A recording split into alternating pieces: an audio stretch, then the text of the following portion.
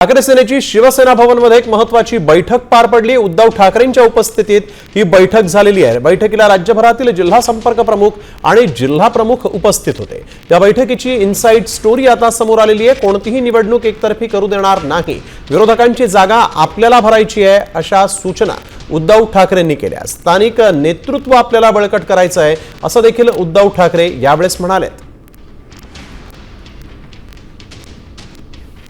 कोणतीही निवडणूक एकतर्फी करू देणार नाही, असं उद्धव ठाकरेंनी म्हटलंय।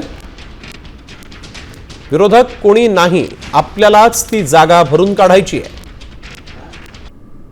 मी सगळीकडे फिरत नाही, मी फिरत राहिलो तर स्थानिक नेतृत्व कसं घडणार? स्थानिक नेतृत्व आपल्याला बळकट करायचं आहे। विरोधकांची जागा आपल्याला भरायची आहे, असं उद्धव ठाकरेंनी बैठकीत म्हटलंय।